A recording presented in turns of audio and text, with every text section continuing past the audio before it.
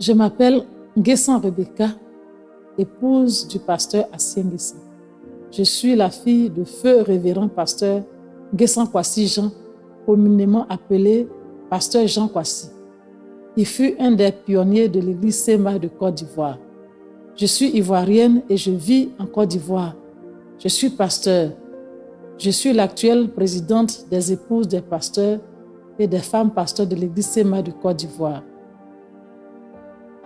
Mes chères sœurs et collègues, épouses des serviteurs de Dieu de l'Union mondiale de l'Alliance chrétienne, en vos rangs, grades et qualités, je vous salue au nom précieux de notre Sauveur Jésus-Christ.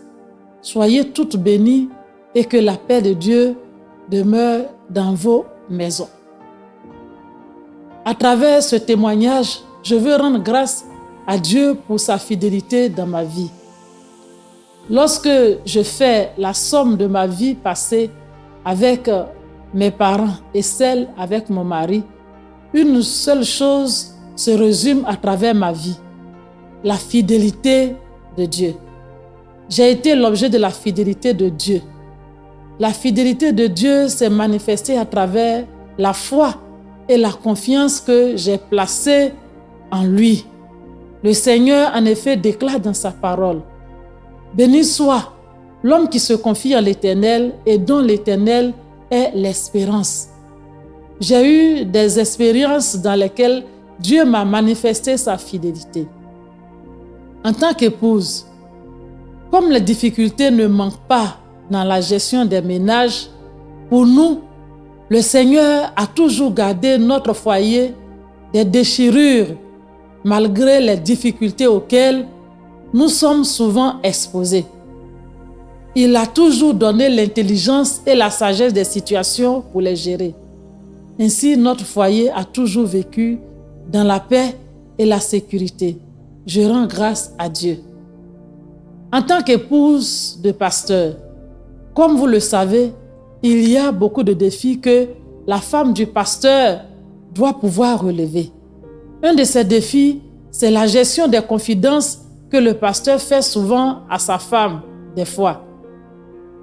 Je bénis le Seigneur qui m'a fait la grâce de tenir ma langue en bride toutes ces années. Par la grâce de Dieu, soyons des femmes discrètes qui savons veiller sur nos langues afin de ne pas détruire le ministère de nos maris. En tant que mère, 4 ans après notre mariage, nous n'avions toujours pas d'enfants. Mais dans la même année, c'est-à-dire dans la 4e année, le Seigneur nous a visités. Il nous a donné 5 adorables enfants.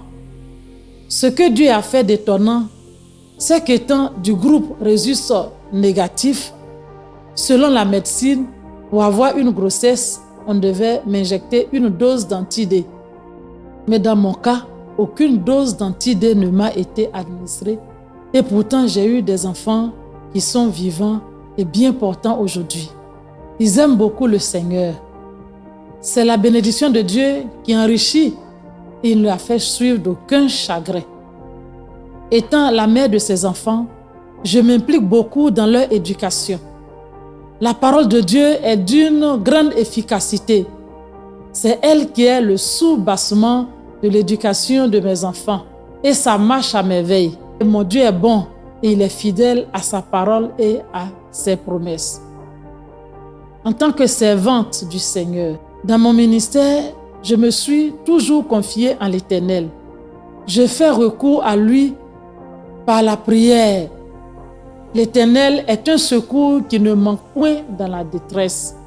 Je cherche toujours son secours. Je compte sur son orientation dans toutes les décisions pour l'œuvre dans notre église locale. En cela, le Seigneur m'a toujours soutenu et ne m'a jamais abandonné. Comment concilier toutes ces responsabilités? Je concilie ces responsabilités depuis 25 ans au moins, grâce à la fidélité de Dieu.